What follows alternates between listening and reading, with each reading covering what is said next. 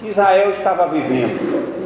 Isaías capítulo 62 é um relato de esperança de Jeová, é um relato do desejo de Jeová em restaurar Jerusalém. E como nós estamos falando sobre crescimento espiritual, nós vamos olhar para esse texto e ver o quanto o amor de Jesus por essa igreja é o principal veículo para que ela possa sair desse estado de caos, sair desse estado de desolação, de tantas facetas que nós estamos ouvindo e vendo, como falamos a semana passada, sobre o movimento dos desigrejados, o movimento dos poligrejados. São tantos movimentos, o movimento das igrejas inclusivas, e tantos movimentos que vêm existindo, e o noivo da igreja, ele está observando tudo isso, mas ele tem planos. E aqui nós vamos observar que a correlação que a profecia de Isaías faz com Jerusalém está nos mínimos detalhes ligado à palavra profética do Senhor Deus para a vinda de Jesus restaurando Jerusalém. Vocês vão ver que no texto, em algum momento em que a gente lê o texto, a gente consegue encontrar uma palavra em que não se retrata apenas no contexto histórico, não está se falando apenas do caos que estava em Jerusalém, porque Jerusalém havia sido destruído pelo Império Babilônico, estava um caos na estrutura geográfica, um caos na estrutura eclesiástica, um caos no país de modo geral. E aí o Senhor vem com a palavra profética através desse texto, e nós vamos encontrar detalhes que não representam nem outro personagem no Antigo Testamento, senão aponta para Jesus como o restaurador também de Israel. E aí você vai ver o versículo 6, o próprio profeta Isaías, ele no estado de intercessor, ele chama a atenção, dizendo: ó Jerusalém, sobre os teus muros pus guarda, jamais se calarão, nem de dia nem de noite. Vós que invocais ao Senhor, não descanseis, nem estejais em silêncio, até que Ele restabeleça Jerusalém e a ponha por louvor da terra. O profeta Isaías, ele se coloca como intercessor de Jerusalém. E aí depois ele vem no versículo 8 dizendo que jurou o Senhor. Jurou o Senhor, e as promessas do Senhor para Jerusalém são promessas que não podem voltar atrás. E quando a gente olha para esse texto, a gente pode observar de forma muito clara que é o Senhor falando para a igreja. E creio que nós poderemos levantar aqui um compêndio de causas e características atuais da igreja que representam ou correlacionam com a vida de Jerusalém nesses dias do profeta Isaías. A igreja hoje está vivendo um caos eclesiástico. As instituições denominacionais, elas estão, segundo alguns grandes autores, já declaradas que dentro em breve vão ser falidas, porque são estruturas organizacionais voltadas para a política eclesiástica. E as coisas de Deus, elas se desenvolvem no campo da espiritualidade, não no campo da política. Nós estamos vivendo dias em que a igreja perdeu a sua identidade. A igreja não sabe quem ela é, não sabe o seu papel, a sua missão. Ela está vivendo uma crise muito grande, e isso já vem no longo dos anos, e está se agravando no decorrer do tempo. Falta uma identidade, e aqui não é identidade eclesiástica, não é identidade denominacional, aqui é a identidade de quem é a igreja. Porque a partir do momento que a igreja, ela não sabe quem ela é, ela não sabe o que ela pode fazer. Há uma falta de identidade. A igreja está vivendo hoje uma crise de missão. Se ela não sabe quem ela não sabe porque ela existe. E a razão pela qual ela existe na terra. A razão pela qual ela existe enquanto igreja. A razão pela qual ela existe dentro de um contexto de comunidade e sociedade. A igreja está vivendo a crise do pecado. Nós estamos normatizando e liberalizando o pecado em nome de uma inclusão, em nome de uma tolerância, e em nome, muitas vezes, do hedonismo, da vontade do prazer próprio, em que os membros estão buscando comunidades que possam satisfazer as suas vontades, e é por isso que aumenta o número dos poligrejados, porque os poligrejados, eles querem uma comunidade que se encaixe com a realidade que eles entendam e compreendam que seja igreja. Então congregam em determinado lugar porque querem uma igreja que tem um louvor daquela forma. Congrega naquele outro lugar porque o culto doutrinário para ela é melhor naquele lugar. E congrega em uma outra porque entende que o culto de celebração é agradável, tem uma estrutura agradável. E ainda tem aqueles outros que ainda ficam em casa e ainda vê as transmissões via online. Porque as pessoas não querem saber o que o Senhor quer da sua igreja, mas as pessoas querem a igreja do seu jeito. Nós estamos vivendo crise eclesiástica, a crise de identidade, a crise do pecado. E eu sei que vocês também podem relacionar tantas outras. Nós estamos vivendo a crise da liderança. Nunca se teve tantos pastores e líderes desgastados, depressivos, desanimados, buscando uma imigração para, diríamos, as formações secularizadas, porque eu não consigo distinguir o que é espiritual e o que é secular. Para mim tudo é espiritual com gente. O seu trabalho é espiritual. Não, mas isso aqui é secular. Não existe isso. Quem determinou isso foi a Igreja Católica, que colocou o que é o clero e o que não é clero, o que é divino e o que é humano. No reino de Deus, tudo que somos e fazemos tem âmbito espiritual. Então o que você faz na sua profissão, na sua atividade, é espiritual. Nós estamos vivendo uma crise de liderança, porque se essa igreja ela está em crise, certamente os elementos capacitadores, gerenciadores desse pastor, desse líder, se desgastam. E como a liderança diretamente pastoral é uma liderança muito isolada, solitária, agrava ainda mais a crise. É por isso que a resposta para muitos pastores não é buscar terapia, embora que muitos estejam buscando, mas para muitos a resposta é a morte, que acaba. Não pode buscar ajuda da família, porque a família muitas vezes é envolvida também. Não pode buscar determinados profissionais em psicologia, porque muitos, o que vão ouvir, vai ser um veículo de escândalo. E muitos dos profissionais em psicologia que são evangélicos já estão sobrecarregados. Não buscam um conselheiro amigo porque não confia. Fica só.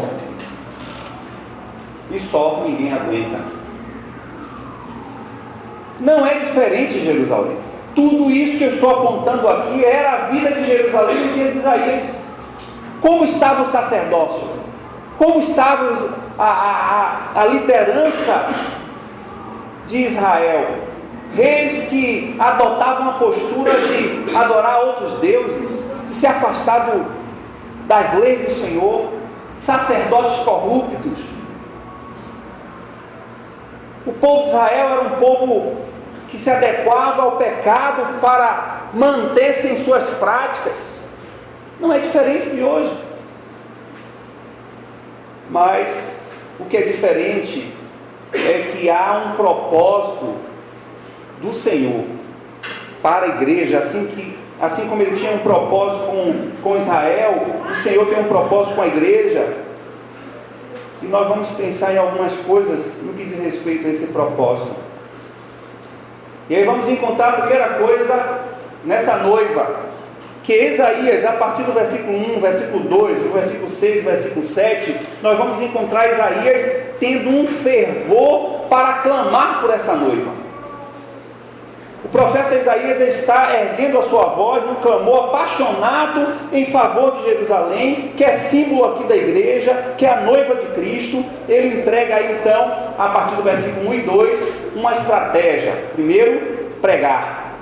E eu me enquadro muito bem com o versículo 1, quando diz: por amor de Sião eu não me calarei, e por amor de Jerusalém eu não me aquietarei. Eu tenho esse sentimento com relação à igreja. E eu não estou me referindo à igreja local, eu estou me referindo à igreja de Cristo. Eu não vou me calar e nem vou me aquietar. Eu vou sempre anunciar que a igreja precisa viver segundo os princípios do Senhor. Se isso for o preço necessário para o insucesso humano, se isso for necessário para a oposição, a opressão, a perseguição que possa vir sobre a minha vida, eu estou disposto a pagar esse preço. Mas aqui o Senhor levanta a voz no contexto de que o cativeiro da Babilônia, a cidade de Jerusalém estava destruída, arrasada, desabitada, debaixo de pecado, debaixo de grilhões de opressão da Babilônia. O Senhor diz para Isaías, que é para dizer para Israel, que devemos clamar por Israel, devemos em todo tempo falar, clamar, não devemos calar, devemos estar inquietos com a condução que a igreja de Cristo está sendo conduzida. Nós não podemos nos conformar, não podemos nos adequar, não podemos aceitar como essa sociedade está adentrando a igreja. E a igreja que cresce é a igreja que não se conforma. A cidade de Jerusalém é o símbolo da igreja. E esse clamor de Isaías, no versículo 1, é um clamor que tem como base o amor.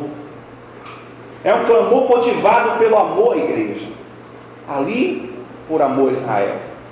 Ele diz que por amor de Jerusalém, eu não me aquietarei. Por amor à igreja, se esforce. Por amor à igreja, se empenhe. Por amor à igreja, não se acomode. Ele diz no versículo 2 que é um clamor com um senso de urgência. As nações verão a tua retidão e todos os reis da tua glória, chamar-te-ão por um nome novo, que a boca do Senhor nomeará. É algo imediato. Jerusalém precisava de uma resposta imediata de transformação. Jerusalém precisava de uma palavra profética que trouxesse expectativa de transformação para aquela nação que já estava desolada. Irmãos, nós precisamos um tempo de avivamento na igreja de Cristo, nessa nação. Porque como está caminhando, só vai de mal a pior. Nós temos visto líderes que há décadas atrás, 2, 3 décadas atrás, eram palavras e homens proféticos sobre essa nação. Esses líderes hoje são homens que promulgam a liberalização, a prostituição, a normalização do pecado dentro da igreja.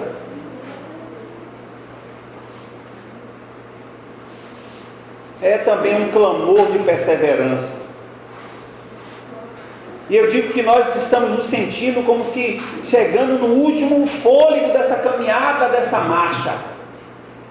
O sentimento é que nós temos que à frente de nós tem a faixa de chegada, mas a gente está se sentindo tão cansado que a gente não sabe nem se vai chegar até o final em romper essa caminhada, como o apóstolo Paulo, como o apóstolo Pedro, que declaram que chegaram ao final da sua carreira com êxito, com sucesso, não diante dos homens, mas diante do Senhor. Nós estamos nos sentindo tão cansados de combater o combate da sociedade que está adentrando a igreja, que estamos nos sentindo assim cansados. E é por isso que a palavra aqui vem como perseveração. perseverar. Não me aquietarei. Isso não é só uma postura nossa enquanto pastor e líder. Isso é uma postura da igreja. Você precisa clamar. Você não pode se calar. Você tem que declarar em perseverança, por amor a essa igreja. E isso a gente faz quando a gente compartilha com nossos irmãos. Isso a gente faz quando a gente motiva a fazer o que é certo e correto. Quando a gente muitas vezes confronta o erro, o sentimento que nós temos é que parece que é um clamor fatigante, como diz o versículo 6, ó Jerusalém, sobre os teus muros, os guardas jamais se calarão, nem de dia nem de noite, cansativo. O estado alerta que nós precisamos estar para não cair em pecado, para não decepcionar o Senhor, para nos mantermos fiéis, irrepreensíveis, diante de uma igreja que está vivendo o maior caos moral e espiritual. Nós não estamos crescendo, nós estamos inchando. Nós somos uma população imensa de evangélicos nesse país, mas a gente não consegue mudar a corrupção dessa nação. Isso porque nós não fazemos diferença.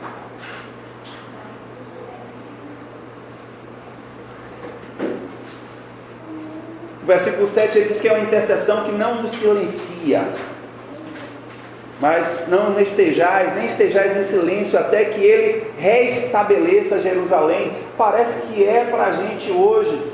Eu sei que não tem sido fácil, principalmente para quem está à frente de liderança direta de igrejas, de comunidades, seja elas pequenas ou grandes, estão vivendo a mesma crise. Irmãos, o sentimento que a gente tem é de abandono, de não aguentar e entregar.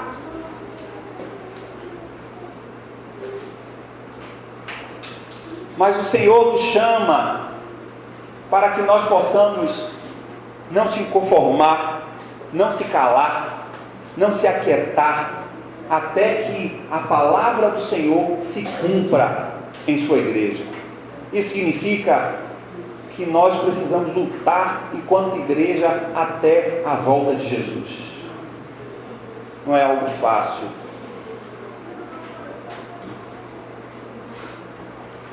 Qual a razão disso? Por que esse clamor? Por que essa necessidade de estarmos o tempo todo lutando incessantemente, de forma oportuna, lutando em prol dessa igreja? Aí nós vamos encontrar no versículo 2 e o versículo 5, o Senhor dando o segundo aspecto dessa noiva, que é o valor da noiva.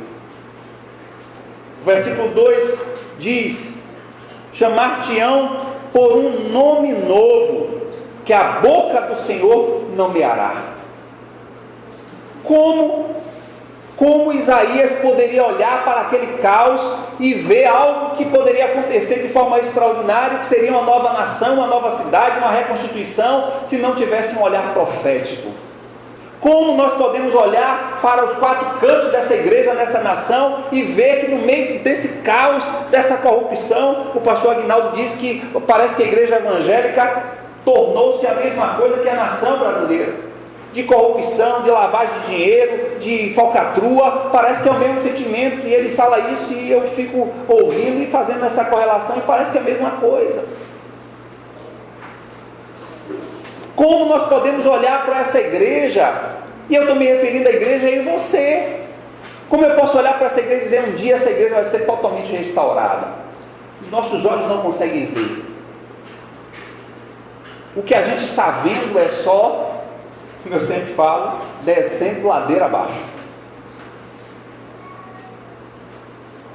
Mas Isaías recebe uma palavra do Senhor e diz: olha, isso é porque essa igreja tem valor, porque Jerusalém tem valor, porque há um nome Há um nome que vai ser um nome de restauração sobre essa igreja, sobre essa nação, e tanto Jerusalém, que tem o nome do Senhor, quanto a igreja que tem o sangue de Jesus, ela é preciosa por conta desse nome.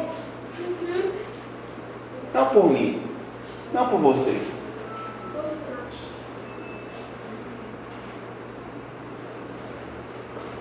Versículo 4 fala do valor dessa noiva, olhando para o seu status.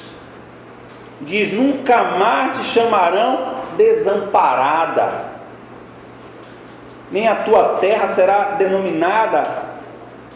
denominará jamais assolada. Na sua versão aí, diz o que sobre Éfesa e Beulá? O que é que diz essa palavra aí no hebraico de vocês? Versículo 4. Meu prazer está nela, é a tradução da palavra o que? Reptizar, que é a minha querida, a minha amada, a quem eu tenho prazer. A outra versão diz no Beulá do hebraico, diz: é a que eu me delicio, a que eu me esbanjo. Como Isaías podia olhar para Jerusalém, um caos, e dizer: esta será chamada a que eu amo, a que eu me deleito. É só um olhar profético. Como a gente pode olhar para a igreja brasileira, a igreja mundial, e dizer assim: essa igreja é amada? Não é, é amada por Jesus, mas uma igreja que está vivendo um caos. Como a gente pode olhar e dizer: como não vai ser mais desamparada, desassolada, destruída? É só um olhar profético, é só olhar para daqueles que acreditam que essa igreja ela tem um noivo, que essa igreja tem um valor, porque o que a gente olha para frente só é escândalos. Uma igrejas locais, poucas igrejas locais são relevantes para a sua sociedade. São poucas igrejas locais que você consegue chegar naquele bairro, naquela cidade e dizer: poxa, aquela igreja ela é importante para essa cidade. Ela é importante pelo que ela é e pelo que ela faz. Não. Nós estamos vendo o status da igreja desolada. Esse é um olhar espiritual. Porque alguns irmãos podem até olhar e ver quanto determinadas congregações estão crescendo. Não, tal igreja está crescendo, aquela igreja local está crescendo. Está mesmo? Será que está crescendo mesmo? Eu particularmente não acredito que a igreja evangélica no Brasil esteja crescendo. Ela já vem inchando há muito tempo.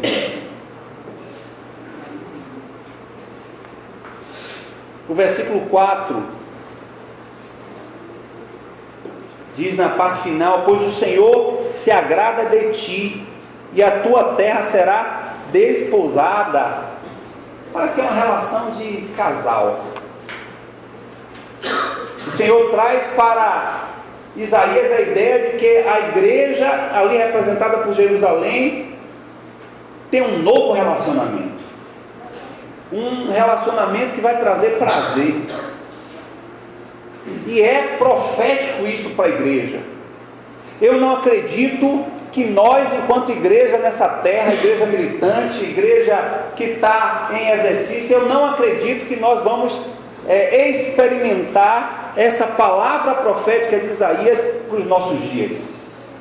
Nós não teremos prazer em ver como a igreja está agindo e caminhando. Por quê? Porque isso é bíblico. A prova disso é que estaremos vendo a própria igreja, ela imergir os falsos profetas. E como diz o sermão profético de Mateus, capítulo 24, diz que sairão falsos cristos e falsos profetas, mas não é do mundo, mas é de dentro da igreja. Ou seja, a perspectiva que nós temos para frente é que a igreja massa, essa igreja estatística, ela vai de mal a pior. Mas Isaías consegue olhar de forma profética, com o olhar do Espírito Santo, porque a igreja verdadeira, a igreja de Cristo, ela vai se casar com o noivo. Isso quer dizer, vai ser desposada.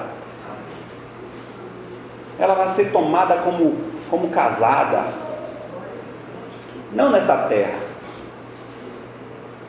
mas quando Jesus voltar, Ele vai se encontrar com a igreja, Ele vai dar o casamento, Ele vai se dar em casamento. É por isso que o primeiro ato da igreja com Cristo em glória é a bodas. E para quem não gosta de festa, nosso Deus é um Deus de festa. Na glória, quando nós estaremos com Ele, casados como igreja, Ele vai dar uma bodas, e meu nome estará lá. Eu já estou ali assentado no trono, ceando, festejando esse casamento. Infelizmente, enquanto nós estivermos aqui nessa terra, só são lutas. Mas há esperança. E é isso que ele diz: terá um novo nome, não vai ser mais desamparado. Irmãos, nós temos vivido dias difíceis. Eu fico admirado como é que um inseto tem derrubado tanta gente, matado. Tem gente que é picado, outros não são nem picados, porque a medicina hoje já não sabe mais nada. Eu visitei o meu vizinho de cima, um homem forte, não tem quase, não quer dizer nada, né? 100 quilos, um homem prostrado em cima da cama, não tem força para nada.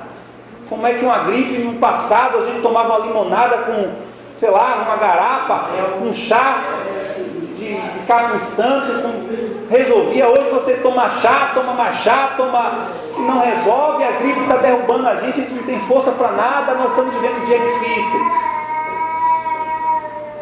Tinha um mosquito miserável, está matando tanta gente. Quando não mata, como está lá Lúcia, lá em Portugal, a esposa de pastor Aguinaldo, sente dores até hoje. Olha quanto tempo tem que ela já se viu livre da enfermidade, mas não foi mais a mesma. Caiu um inseto, não é possível um negócio desse. Se a gente olha para a nossa história hoje, nesse dia aqui, olhar durante essa semana, certamente cada um de nós passamos dificuldades na área da saúde. Ninguém é isento durante a semana, por isso que todo domingo eu digo: Senhor, nos dá uma semana de saúde. Porque cada um está passando suas lutas. Está aí Mateus, eu não sei se é Mateus, se é Juliette, que está aí que não se levanta, né? Todo domingo a gente tem alguém aqui para citar. Está sendo fácil. Isso é para apurar a igreja. Isso é para saber se você aguenta esse tronco mesmo. E vai piorar, viu? Como dizia o saudoso pastor Enoque Dantas: vem chumbo grosso aí contra a igreja. E quem não é igreja, quem é multidão, vai ser sucumbido. As lutas têm sido grandes. Não quero dizer que sou pessimista, mas o que nos aguarda pelas escrituras são dias piores. A Bíblia diz no capítulo 24 sobre o sermão do final, o sermão apocalíptico, diz que viriam pestes. Você acha que esse Aedes aegypti não é uma peste? Essas viroses que ninguém sabe a luta que Levi passou, tempo de atingir o rim da criança, do nada, toma soro, pronto, tá bom. Olha o Levi correndo aqui. Isso não é normal, irmãos. Isso não é normal. Você acorda, dorme bem, acorda todo quebrado. O que foi que houve? Não sabe? Não comeu nada diferente, não respirou nenhum outro ar diferente. São as pestes que estão aí na atmosfera que a gente não sabe. Mas há uma terra prometida.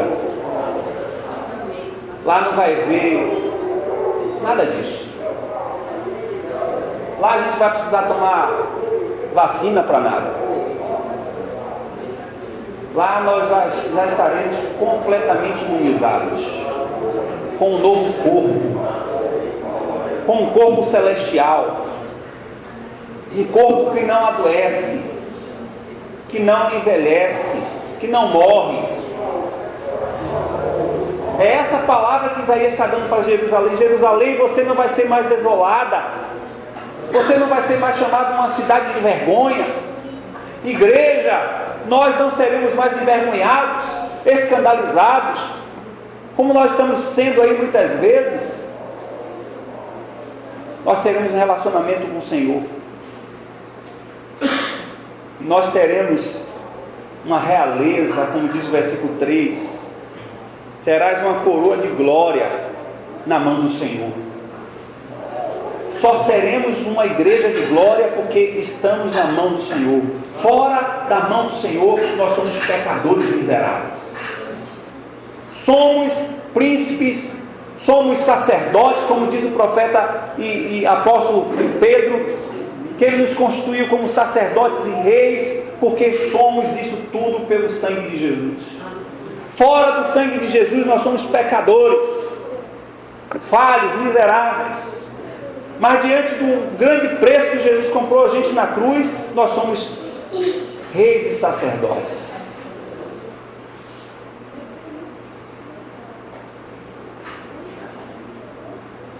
O versículo 4 e 5 diz que o amor do noivo é que faz a grande diferença da restauração da igreja. Ela será desposada pelo noivo, ele que vai dar em casamento. Ele faz dela a sua amada. Ele não deixará essa igreja desamparada, mas ele vai acolher. E no momento de maior dor e sofrimento que essa igreja vai passar, o seu noivo vai vir resgatá-la. Portanto, as lutas tão grandes, mas persevere. Se anime pela força do Senhor.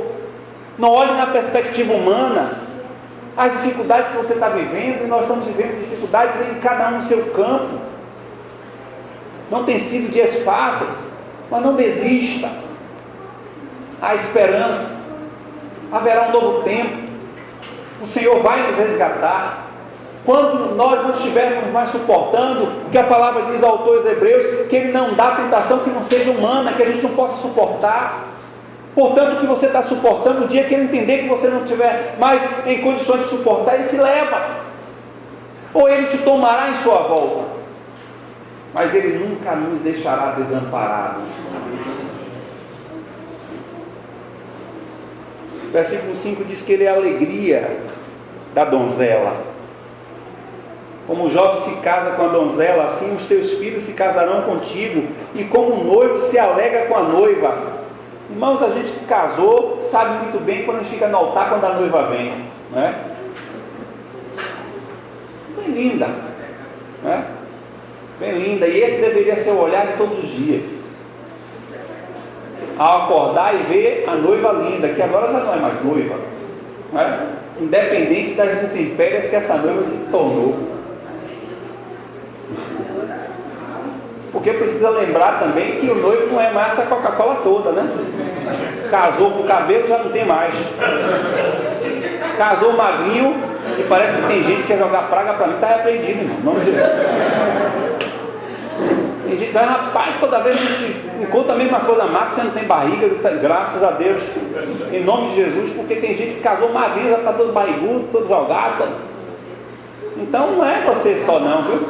Não fique pensando que essas mudanças só aconteceram com a noiva, que é hoje sua mulher, não. Também aconteceu com você, meu gatinho, viu? Não fique pensando que você está... Esse salto alto todo não, que já não está mais, já não dá aquele pique que dava antes, já não chega mais junto como chegava antigamente, não é? Então não é só a criatura que ficou diferente, não é? Você também mudou. Mas aqui é uma simbologia da alegria do casamento. O quanto Jesus, obrigado, meu Deus, o quanto Jesus ele olha para essa noiva com um olhar apaixonado. Essa é a razão pela qual a igreja nunca vai acabar. Essa é a razão pela qual ninguém destruirá a igreja, porque ela já foi prometida. E Jesus está se preparando. A gente antes de casar não começa a juntar dinheiro para querer comprar um apartamento, fazer a reforma, fazer acontecer. Jesus está fazendo a mesma coisa com a sua igreja. Ele está preparando. E Ele deu todas as ferramentas que nós chamamos meios da graça. Sua palavra, o seu Espírito, a congregação, comunhão, são meios para que Ele possa apurar essa igreja. E Ele também usa como meio da graça as perseguições. A perseguição é um veículo para apurar e tornar essa igreja mais fiel a Ele. É por amor que a igreja sobrevive. Mas não é amor pela própria igreja, não, é amor de Jesus. Ele não desiste de nós. Irmãos, nós somos insuportáveis. Nós somos um povo de história diferente, que temos que caminhar de mãos dadas, com toda uma história, com todas as feridas, com todo o jeito de ser, com toda a carga genética. Nós somos isso tudo e temos que andar de mão junto com o outro. Não é algo fácil, não é algo agradável, não é fácil os confrontos, não é fácil os convívios, não é fácil muitas vezes ouvir o que a gente não quer, ou não ouvir, ou ser ferido, ou ferir. Mas é essa igreja que Jesus quer, é essa que Ele morreu por amor, é essa que Ele está preparando, é essa que Ele está tratando. Assim como o Senhor nunca desistiu de Jerusalém, assim como a promessa do Senhor para resgatar e restaurar Jerusalém, a nação de Israel, assim também com a igreja. Ele nunca desistiu. Você sabe que o acusador acusa até hoje. Ele acusa a mim e a você. E a acusação que o diabo faz diante do Senhor é dizer: você pagou o preço sem valor para essa vida. Olha lá como está em pecado. Você pagou um preço dando a sua vida para quem? Para aquela pessoa ali? Olha para lá como está vivendo. Está me agradando. Está satisfazendo sua própria vontade. Acusa-nos todos os dias diante do Senhor. Mas sabe qual é o olhar de Jesus? E isso é algo que me apaixona. Isso se chama graça de Deus. Ele olha e diz: Satanás, eu não morri por ele porque ele é bom. Eu morri por ele e por ela porque é nessa condição que eles estavam e estão que eu os amo. Portanto, não é o meu mérito, não sou bom melhor do que ninguém. Não há ninguém aqui bom. Nós somos alcançados pelo amor de Jesus, porque Ele que é bom. E Ele diz para Satanás isso, e ele cai envergonhado como sempre, porque Ele quer levar Jesus a olhar para a gente e ver algum mérito em nós, e achar que nós temos a capacidade ou o direito de ser salvo. Mas Jesus: eu o salvei porque eu quis. Eu o salvei não pela condição que eles estavam e estão, mas eu salvei porque eu o amei primeiro. Irmãos, isso faz muita diferença. Quando eu olho para essa forma em que Jesus contra-ataca o ataque de Satanás, eu digo: meu Deus, eu sou miserável e necessito da tua misericórdia, da tua graça. Tem alguns bobinhos aí que acham que, não, eu sou bom. Quem sou eu? Eu sou o apóstolo, eu sou o pai apóstolo, eu sou o dono da igreja. Jesus viu alguma coisa em mim porque eu sou, né? Eu sou a pessoa. Você não é nada, eu não sou nada. Ele se alegra, o noivo se alegra com essa igreja. Mas como é que se alegra com uma igreja que está um caos? Mas é porque ele não está vendo a igreja, a multidão, ele está vendo os fiéis. E ele é o único que pode ver o fiel, porque ele é o único que pode ver dentro. Ele é o único que pode ver de dentro. Portanto, a multidão pode levantar a mão, erguer louvores ao Senhor, pode declarar que é membro, pode declarar que é ofertante, que é dizimista, pode declarar que é líder, que não é líder, pode declarar o que for. Jesus conhece o coração. E Ele sabe quem é a igreja que Ele se alegra e ama. Ele sabe qual é a igreja que Ele está dando força para perseverar até a sua volta. Porque muitos vão ficar pelo caminho.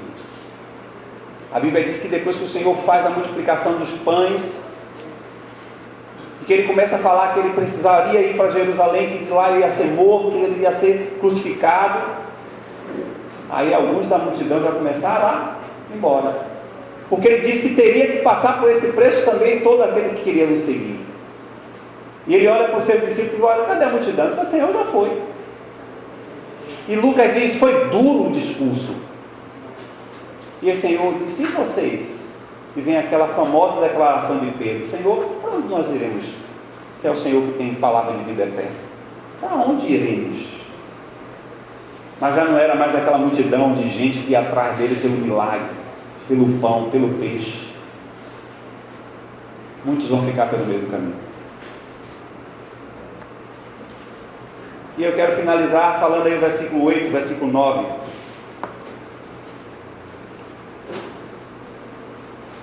As promessas do noivo. O versículo 8 diz, é muito rico esse texto: jurou o Senhor. Quando a Bíblia diz que jurou o Senhor, é porque não havia outro a quem ele pudesse jurar. Ou seja, não há ninguém que eu possa dizer assim: olha, você promete? Então eu prometo por mim mesmo. Como eu sou a essência, eu sou tudo, eu sou o Todo-Poderoso, então eu vou dizer por mim mesmo que eu tenho um negócio com essa igreja, eu quero restaurar Jerusalém. É a promessa do Senhor, ele diz: eu juro. E quando fala de mão direita, fala da essência do poder, do destro, da tua justiça e do seu poder. Ou seja, eu estou jurando pela minha força, pelo meu poder, que eu vou transformar essa igreja. Nunca mais darei do teu trigo por comida aos teus inimigos, nem os estranhos beberão o teu vinho novo, pelo qual trabalhastes, mas os que ajuntaram o comerão e louvarão o Senhor, e os que colherem beberão dos átrios do meu santuário. Está falando para a igreja. Primeira proteção do Senhor, ele está dizendo que ele mesmo está jurando que ninguém vai arrebatar mais da gente. Os dias têm sido difíceis, as lutas têm sido difíceis, mas nós teremos a promessa de vida eterna, e quando nós estivermos na glória, os inimigos da nossa alma não nos tocarão mais. E ele diz isso. E o profeta e apóstolo Paulo, ele já declarou isso no capítulo 8 de Romanos. Aquelas ditas frases que vez ou outra a gente passa desapercebido, mas são frases de promessa de Deus para as nossas vidas. Ele diz: se Deus é por nós, quem será contra nós? Ele diz: aquele que não poupou seu próprio filho, antes por nós o entregou, porventura não nos dará graciosamente com ele todas as coisas? Depois ele diz: quem os condenará? E ele diz: quem tentará a acusação contra os eleitos de Deus? Quem nos separará do amor do Pai? São questionamentos que Paulo faz, e ele mesmo responde no livro de Romanos para dizer à igreja que o Senhor é fiel, ele sustenta a igreja, é promessa dele, é promessa que ele fez aqui de forma profética para Jerusalém, é promessa que ele fez para a igreja, que ele vai nos sustentar, que os inimigos da nossa alma, que é o mundo, que é o diabo, que é a natureza, não vai mais nos assolar, porque estaremos na glória com ele. E o versículo 9 diz: mas os que ajuntaram comerão e louvarão o Senhor, os que colherem beberão dos atos do seu santuário. E ele vai falando aqui da fruição das bênçãos que ele vai dispensar sobre a noiva, e alguns autores dizem que aqui se reporta também aos galardões que serão dados. Irmãos, ele prometeu e ele vai nos dar. Amém. E esse eu acho que é um grande problema de distorção bíblica, porque alguns querem que ele dê aqui nessa terra.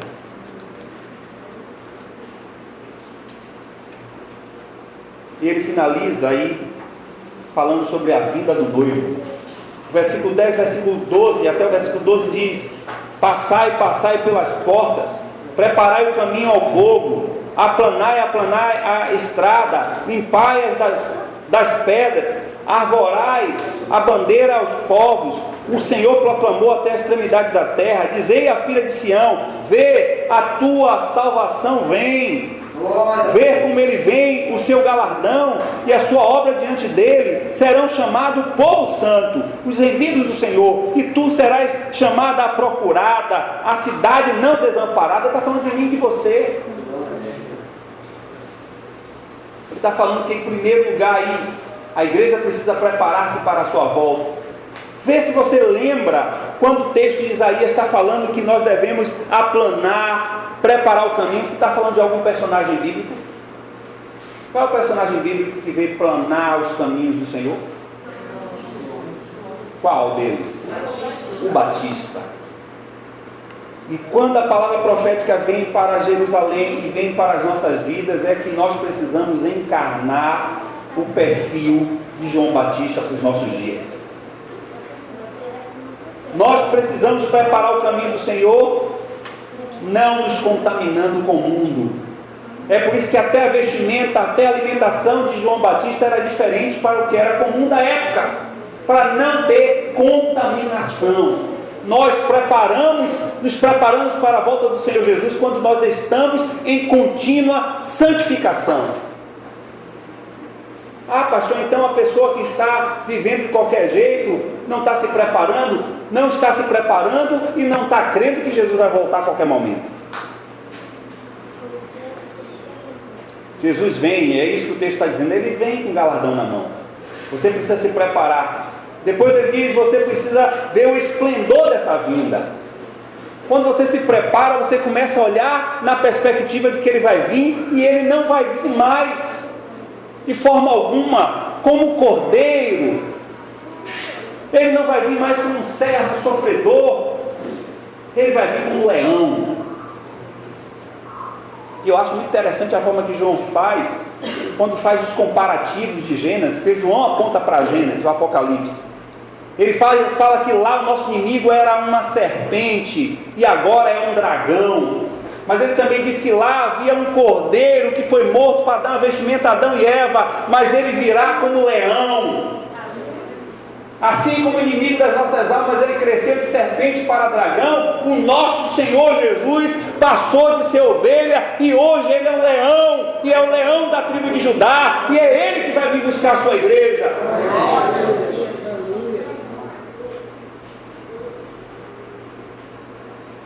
Nós precisamos ver esse resplendor.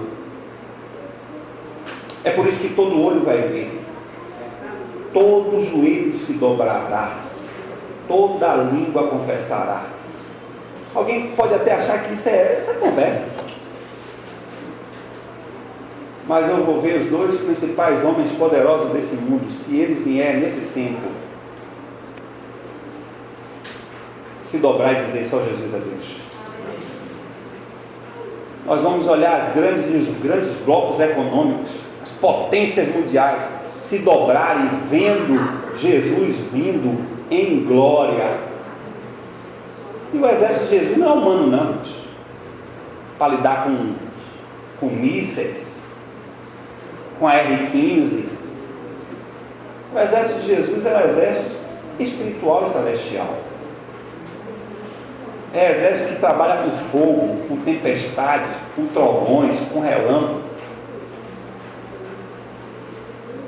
Portanto, se os Estados Unidos é uma das grandes potências bélicas, é fichinha para o exército dos céus. Se a Coreia do Norte está sempre ameaçando o mundo com suas bombas atômicas, com aquele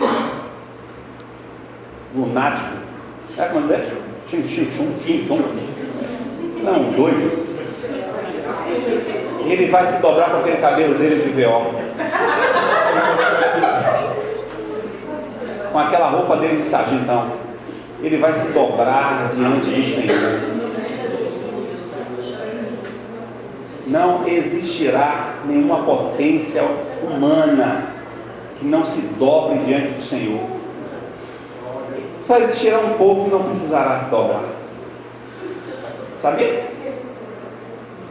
Só um povo na terra que não vai precisar se dobrar diante da grande potência do Senhor. Sabe quem é esse povo? Sou eu. A igreja do Senhor não se dobrará, mas reinará com ele. Você não sabe o que é isso. Você não tem perspectiva. Peça a Deus para você ter uma perspectiva espiritual, para você entender o que é isso. O mundo se dobrando, todas as potências, todos os reinos da terra se dobrando e a igreja triunfando. A igreja de pé, a igreja gloriosa, cheia de coroas, reis, rainhas, controlando, dirigindo, e a Bíblia diz que nós julgaremos o mundo com ele. Ou seja, a nossa posição de vergonha, de luta que nós estamos passando, irmão, vai vir a glória aí. Está chegando a glória, o reino dos reinos, o reino subeterno. Nós reinaremos com ele. Lá vai ser um lugar só tem reis. Só tem reis. Engraçado que na glória não teremos mais servos. Na glória só terão reis. E a Bíblia diz que hoje nós vemos o Senhor de forma embaçada, mas nós olharemos Ele de forma completa, porque assim como Ele é rei, eu vou dizer Jesus rei, Jesus vai dizer, é o rei Neto, é um rei para um lado, um rei para o outro, nós teremos reinos. E o Senhor vai olhar para Cássia e dizer, ô rainha Cássia, rei Jesus, é reinos e reinos na glória. Mas isso é uma perspectiva espiritual. O povo do mundo diz, esse povo é doido. E negócio de rei? Isso quando é que vai acontecer? Já passou 2000 anos e Jesus não voltou. Tem crente que está pensando a mesma coisa. Mas é que o pastor está falando esse negócio aí, será que vai ter isso mesmo? Será que Jesus vai voltar mesmo? Será que eu vou estar na glória mesmo? Continue pensando assim. Prepara o caminho, irmãos. Endireitai, tira as pedras do meio do caminho. Vamos viver a santidade do Senhor. Jesus está chegando. Vamos chegar e olhar na perspectiva de Deus. É por isso que a Bíblia diz que o homem natural não consegue entender as coisas espirituais.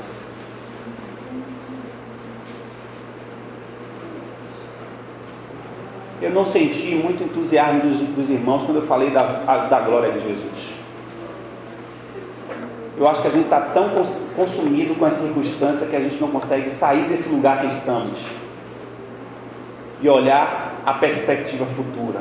Sabe por quê? Porque o inimigo das nossas almas tem inculcado na igreja a gente olhar para a terra. Nosso olhar está assim, ó. Se os irmãos observarem, ultimamente eu falo de olhar para cima e para frente. Tem vez ou outra falando, irmão, orando, pregando, nós temos que olhar para cima, o que é do Senhor que vem a nossa força, e olhar para frente, andando para frente. Mas está crente olhando para a terra assim, ó.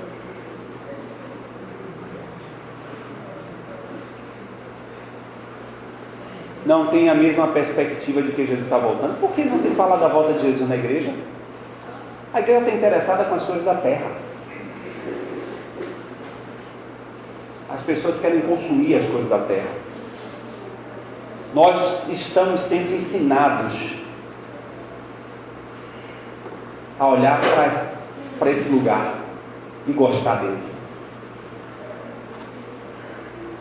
Por isso que o mundo secularizado, principalmente no primeiro mundo, as pessoas não querem saber de Deus. A Europa, os Estados Unidos, as grandes potências não querem saber de Deus. Por quê? Porque vivem um padrão de vida tão bom, eu não preciso de Deus. Estão tão contaminados com o prazer da terra que não observam que isso vai passar. E que a Bíblia diz que a nossa vida é como um vapor. Eu tenho me lembrado, irmãos, essa semana eu me lembrei muito de Emmanuel. Emmanuel se foi. Rápido. Uma semana depois, a irmã de Emmanuel se foi. Basta estar vivo para a gente morrer.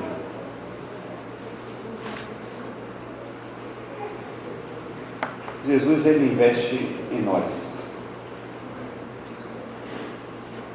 Sei que está difícil mesmo, está cansativo, dá vontade de desistir. Tem hora que a gente se sente só. Parece inclusive que a gente não conta nem com os irmãos para estar intercedendo, nos fortalecendo, né? Tem irmão que não faz mesmo contato com você, porque também está passando tanta luta que não tem o que falar. É só dar as mãos e buscar aquele que pode fortalecer, aquele que além dos montes traz a resposta para as nossas lutas. Estamos vivendo dias difíceis. no âmbito familiar, material, um país em crise, uma violência assustadora. Nós queremos adquirir coisas básicas para ter um padrão de vida aceitável para qualquer ser humano, e a gente luta, parece que não sai do lugar, parece que a gente não conquista nada, parece que o dinheiro perdeu o valor. Está sendo difícil, não é fácil não, ninguém aqui está vivendo dias fáceis não. Outra enfermidade, né?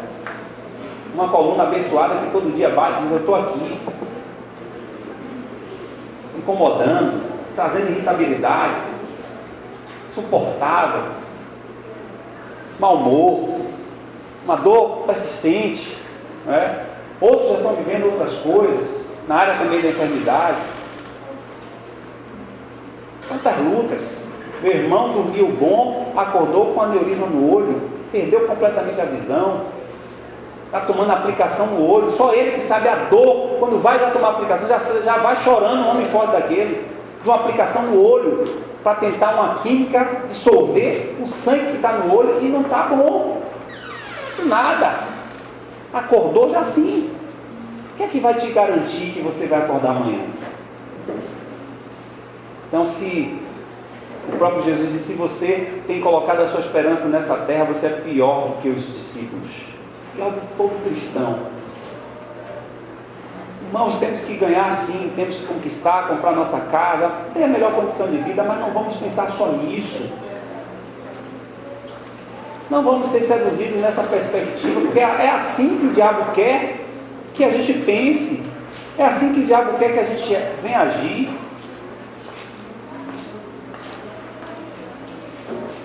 E tem irmãos que não têm consciência disso, ainda entra na competição, não é? Essa semana aí teve um feirão de carros novos, ainda diz para você: fulano, esse carro está velho, compra um carro novo.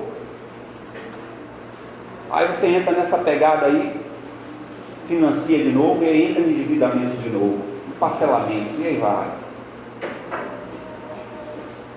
Temos que ter o que é básico, ter o que é necessário. Eu acho que a próxima série que a gente deve fazer de mensagem é falar sobre contentamento. Contentamento não é acomodação. Contentamento é a gente conquistar, mas cada coisa que a gente conquista, a gente dizer: Senhor, eu conquistei porque o Senhor nos deu, e eu estou alegre. E contentamento é: se o Senhor também não me der, eu também digo: Senhor, muito obrigado, porque essa casa que eu tanto sonhei, o Senhor não me deu. Esse carro que eu queria trocar esse ano 2019, eu não vou poder trocar. Senhor, eu estou feliz com o meu velhinho mesmo. O contentamento que está faltando à igreja. O contentamento de a gente ter o queijo e não ter queijo. O contentamento de a gente poder viajar e não ter dinheiro para viajar. E a gente poder fazer um lazer e também não ter dinheiro para fazer um lazer. E o apóstolo Paulo diz que ele soube lidar com tudo isso.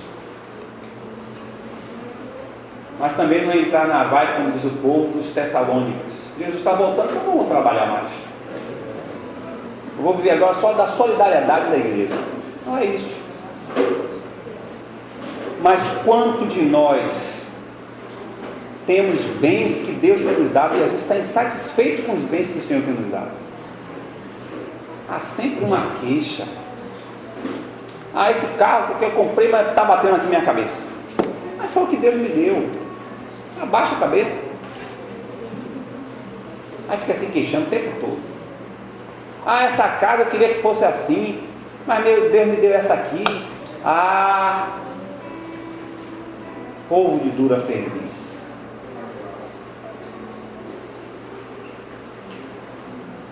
Senhor, nós queremos te agradecer, porque diante desse estado que vivemos enquanto igreja, é um estado que hoje não te agrada.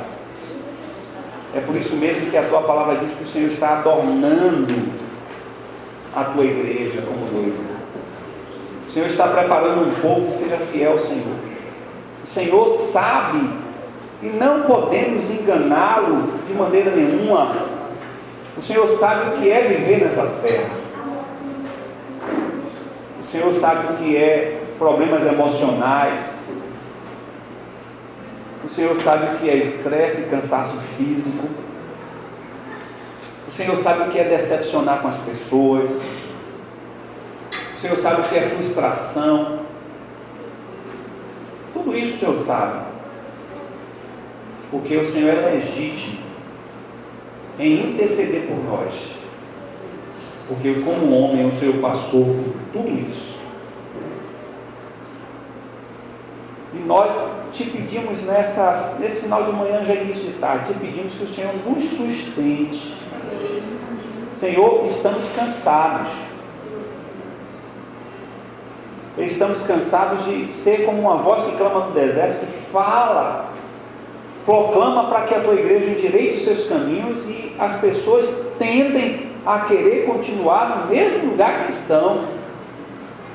E humanamente a gente se sente cansado, sem muita perspectiva de mudança. E isso não é apenas no âmbito de igreja local, no âmbito da igreja do Senhor. O que mais a gente tem ouvido são pastores cansados, pastores querendo trabalhar em qualquer lugar para sair do pastorado, porque estão completamente desgastados, deprimidos, decepcionados. Muitos inclusive não têm nenhuma casa para morar, porque se doaram tão profundamente para a igreja que não pensaram em nenhuma casa, e hoje estão assim, reféns de igrejas, de líderes, de diáconos, e estão feridos. Pastores que pregam de alegria, mas estão com suas almas entristecidas. Nós não podemos esconder nada disso diante do Senhor. Também, quando um dia o Senhor nos chamou para o ministério, o Senhor também não nos deixou enganados. Mas estamos cansados, Senhor. E aqui eu não me refiro apenas a mim enquanto pessoa, enquanto líder, mas estamos cansados enquanto igreja. Todos nós temos grandes experiências aqui, Senhor, para compartilhar do Senhor, enquanto estamos cansados, por exemplo, de uma certeza que não teremos, que se iremos nos aposentar. Pai, tem irmãos aqui que já trabalharam 33, 32, 30 anos, estão na iminência de ter seus dias próximos de aposentadoria. Hoje não tem mais essa certeza. Senhor, isso nos cansa. Tem outros irmãos também que estão aqui, estão com problemas familiares, não conseguem ter uma resposta e estão cansados. Nós estamos cansados de nós mesmos, estamos cansados de ter que lidar com um temperamento e prática de vida que não te agrada, mas a gente tende sempre a fazer aquilo que não te agrada. Senhor, há uma luta incessante conosco mesmo, tentando, como diz o apóstolo Paulo no capítulo 5 de Romanos, querendo não fazer aquilo que a nossa natureza, velho homem, velha natureza quer fazer, e vez ou outra a gente está alimentando essa maldita velha natureza. Isso nos cansa. Há irmãos aqui que estão lutando contra o pecado, o mesmo pecado o tempo todo. Parece que ele se reveste de uma nova nomenclatura, parece que ele reveste de uma nova atitude, está batendo a porta de novo, e os teus filhos e filhas já estão cansados. Senhor, volta. Queremos nos encontrar com o Senhor. Nos ajuda a não perder essa esperança. Nos ajuda, Senhor, a olhar para os céus. E como o Senhor disse no capítulo 24 de Mateus, olhar os sinais que vêm dos céus, os sinais da tua volta. Não nos deixa cair em tentação, seduzidos por esse mundo, pelos títulos, pelas posses, pelas condições que o mundo diz que nós devemos ter. Um mundo desigual, uma nação cheia de preconceitos, e que nós sofremos esses preconceitos. Tem sido difíceis, dias difíceis, Mas graças te damos, porque temos um ao outro aqui. Pode ser que não tenhamos todos juntos, mas a gente sempre conta com alguém.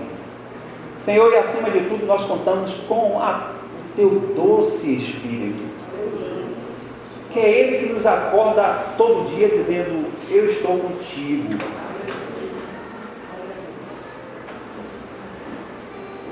Glórias te damos, porque o Senhor sabia que se não tivéssemos outro Consolador, não iríamos suportar as lutas desse mundo. Mas o Senhor disse em sua palavra e cumpriu, quando disse que Ele provém que eu vá e mande outro Consolador, o Espírito Santo de Deus. Queremos te agradecer porque é esse Espírito que está nos fortalecendo. É Ele, inclusive, que está nos dando força até sair domingo de manhã para vir à casa de oração. Porque há alguns dos nossos irmãos que já foram completamente contaminados pelo mundo, que não tem nem força, Senhor, para vir a congregar. Mas são atrativos os grandes pratos que o diabo tem dado e a pessoa tem se perdido. Mas te agradecemos porque o teu Espírito tem nos dado força. E além de estar nos dando força, Ele está renovando a nossa esperança. Ele está nos dando um olhar na perspectiva dos céus. E te pedimos nessa manhã, nos sustenta mesmo, Pai. Segura nossas mãos, sustenta e finca nossos pés na rocha. Nos atrai, mesmo que a nossa natureza não queira, nos atrai para mais perto de Ti, para buscar mais a Tua presença, para crescer na graça e no conhecimento do Senhor. Deus, Senhor, nos incomoda quando nós mesmos não queremos fazer aquilo que Te agrada. O Teu Espírito nos converta, para que a gente possa viver diariamente vigilando para não cair em tentação e não pecar. Senhor, cuida da gente. E eu estou falando isso não porque não estejamos sendo cuidados, mas que precisamos ser, ó Pai querido, precisamos vivenciar o cuidado que o Senhor tem nos cuidado. Tenha misericórdia em nossas vidas.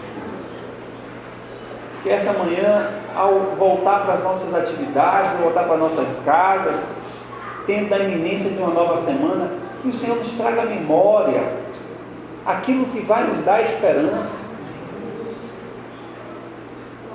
Que o Senhor nos fortaleça diante do que iremos enfrentar nessa semana. E te agradecemos que Tu és Deus e o nosso Deus. Aleluia. Em nome de Jesus.